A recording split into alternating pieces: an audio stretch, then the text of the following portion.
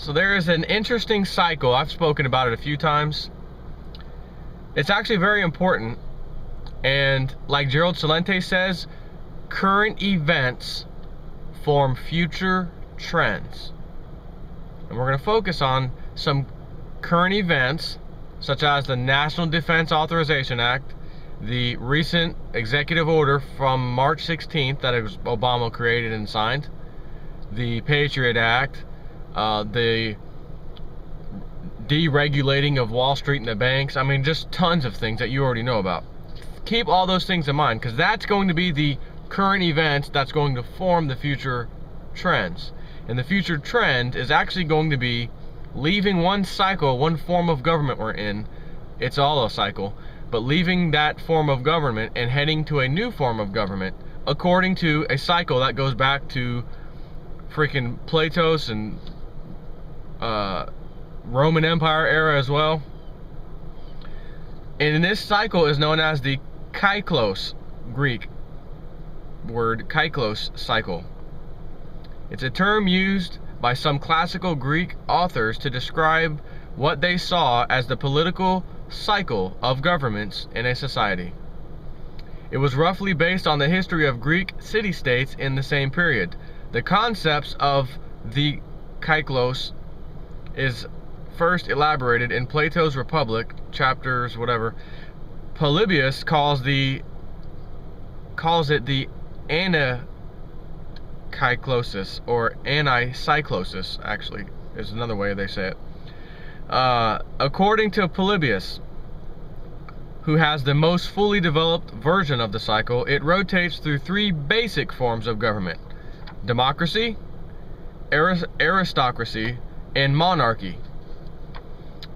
And I would urge you to look up each of those forms of government, just so you know the absolute definition, and the three degenerate forms of each of those types of governments, which is an ochlocracy, an oligarchy, and a tyranny, or tyranny.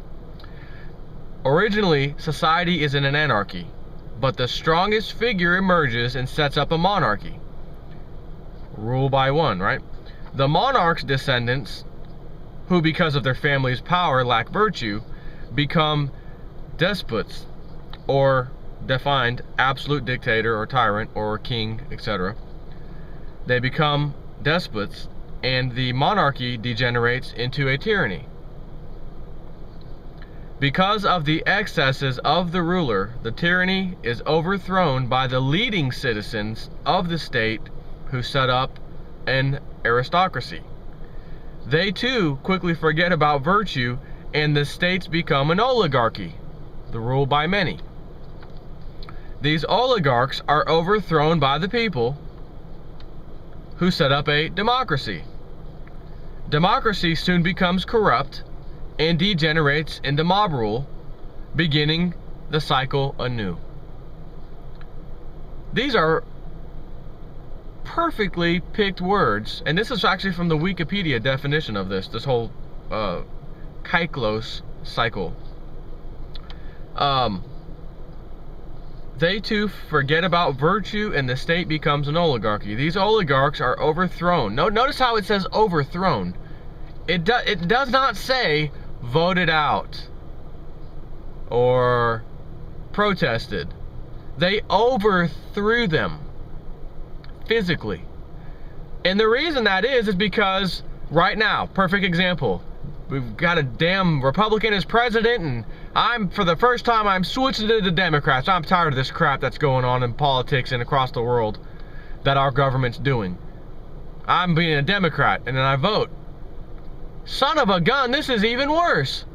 We're going along with what the last guy did. Damn it, I'm going back to the Republicans. Oh my God, they're even worse. Right? In other words, it just gets worse and worse until everyone has seen enough, generally speaking, and they all come to the conclusion without even talking to each other that there's no other choice. You can't vote them out. You can't do this democratically through, via our only choice, which is voting. There's no way to vote them out. The only way that we vote them out is to vote new people in during the time of what I like to call voting season. So if we're doing voting season, you know, or during voting season, whatever you want to call it, you know, in other words, we don't have a law on the books that says if you've been lied to by any congressman, by any senator, you know, the president, you reserve the right to get, you know, 50,000 signatures or whatever it equals, 1 million signatures in the state that you live in, and, you know, recall your vote, and they're, if you know, just by signatures alone, they are effectively null and void. These people that, you know, we put in power. There's no such thing as that. So our only choice is to vote them out, which is what we use that term. What that means is vote in new people to replace them. And we're finding that even though we vote new people in to replace them, the same stuff's happening. I'm getting the same result, and as a matter of fact, it appears I'm getting a worse result. So you can clearly see why this cycle kicks in, and it just is what it is. They are overthrown from time to time at the end of these cycles. So let me continue with this. Plato and Aristotle have somewhat different beliefs. Plato only sees 5 forms of government. Aristotle believes the cycle begins with monarchy and ends in anarchy, but that it does not start anew. He also refers to democracy as the degenerate form of rule by the many, and calls for the virtuous form of politia, which is often translated as constitutional democracy. Machiavelli, writing during the Renaissance, appears to have adopted Polybius's version of the cycle. Machiavelli's adoption of anicyclosis, or the Kyklos cycle, can be seen in Book 1, Chapter 2 of his Discourses on Livy, L-I-V-Y. It's a book he wrote, I guess. All the philosophers believed that this cycling was harmful. The transitions would often be accompanied by violence and turmoil, and a good part of the cycle would be spent with the degenerate forms of that government, or of that form of government. So a good portion of all these cycles is, it's not always like he said, there's 3 main cycles: democracy, aristocracy, and monarchy. But within there's like 3 subcycles, and that is autocracy, oligarchy, and tyranny.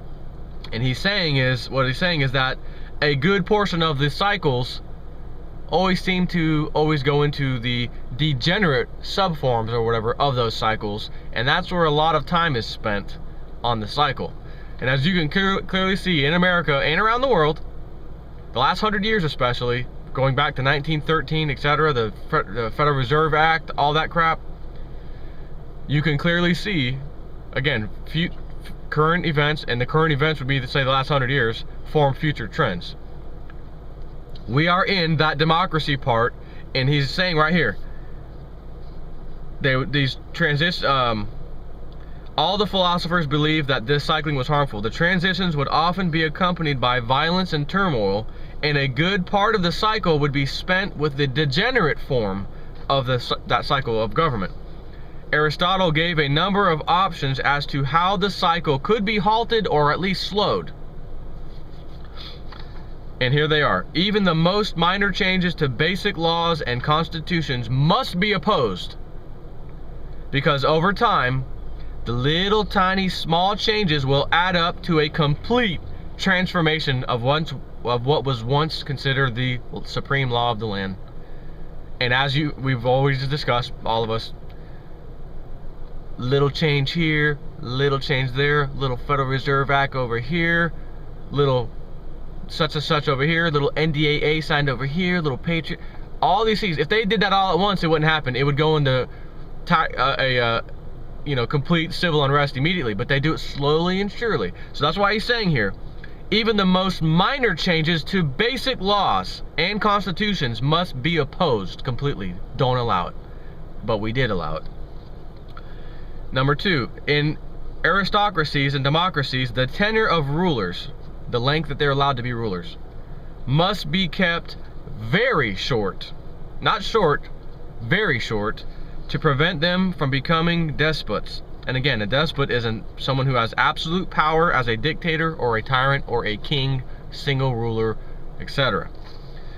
Number 3, external threats, real or imagined, fake. Preserve internal peace. Or you have got to preserve internal peace. So in other words, don't let external threats, whether they be real or manufactured, 9/11, Oklahoma City, sinking of the Lusitania, the fake attack during the Korean or whatever Vietnamese escalation war, USS Liberty, etc., etc., etc. Do not let them get in the way, whether they are real, they really happened, or they were made happen, fake, whatever, by the government, and we were lied to. Must preserve internal peace. Well, that's been thrown out the window too. The 3 government basic systems can be blended into one, taking the best elements of each. Now, the next one, if any one individual gains too much power, be it political, monetary, or military, that person should be banished from the polls. Next one, judges and magistrates must never accept money to make decisions. Well, that's out the window. Matter of fact, everything I've mentioned so far seems, you could probably say, well, that doesn't count anymore. Well, we don't do that anymore. Again, you can see where this is heading, right? You see what cycle is ending that we're in and where it's going to be heading. The middle class must be large. Well, that's true. We are right now anyways. But as you know, and Lindsey Williams said, you may be large right now. You're fixing to all be poor. There won't be a middle class. The last one, most important to Aristotle in preserving a constitution is education. Don't we have something in federal government called the Department of Education, which sets the curriculum for our children and us when we were kids, when we went to school, to teach us what they want to be history, what they want us to know about. And nowhere in there does it discuss how this fractional reserve, Ponzi scheme, banking system, the history of that, how it's come and gone, and why they fight tooth and nail to keep it. It's so corrupt. You're not going to learn the history you need to know. So when he says preserving a constitution, the most important in preserving a constitution is education.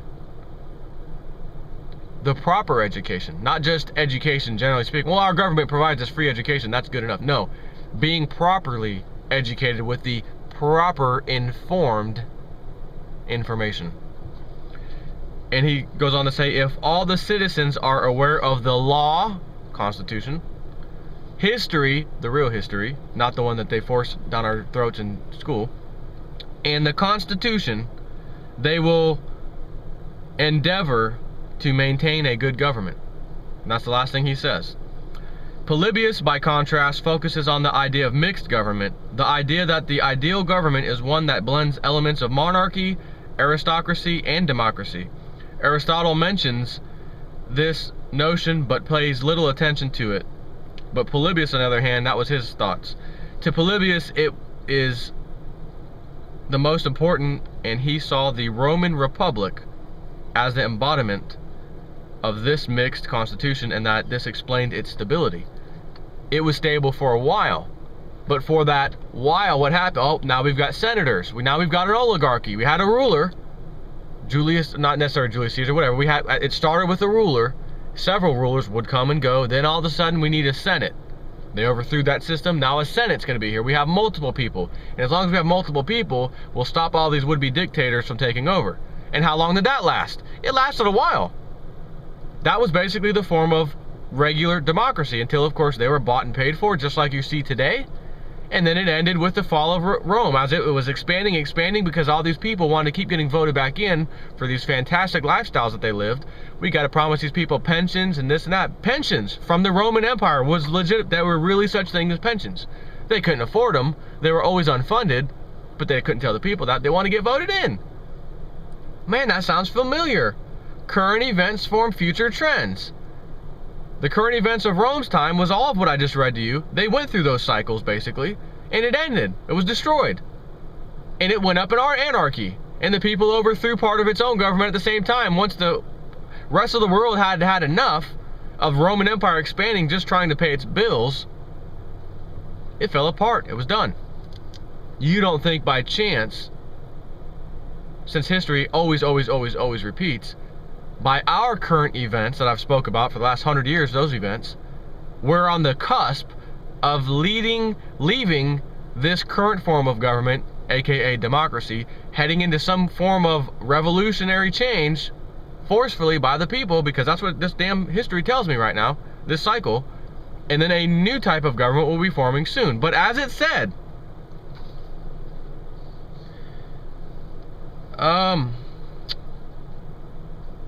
these oligarchs are overthrown by the people who set up the democracy. Democracy soon becomes corrupt and degenerates into mob rule, beginning a new cycle. And then the new leader will come out, new form of government comes out, hey, let's do this, and it starts all over again. They all believe this was harmful. The transitions from one to the other, and by the way, we are absolutely on a transition right now. It's starting to take effect. Again, look at the executive orders, look at the laws, look at all these things that are happening right now and in the very last few years, you know, for God's sakes. That's like right now history. They're doing it in advance because this is how it ends. And what they're doing is no different than what the other people have done in the past. So, the transitions would often be accompanied by violence and turmoil. And you know, some of that turmoil I'll tell you guys about can be saved by buying silver, food storage, moving away from the city areas, because that's where the brutal dictatorship crackdown is going to occur the most. Not down in a small town in Tennessee somewhere where there's 8,000 people. You won't even be seeing a roadblock out there, okay? So, I wanted to share that with you because I thought that was pretty important.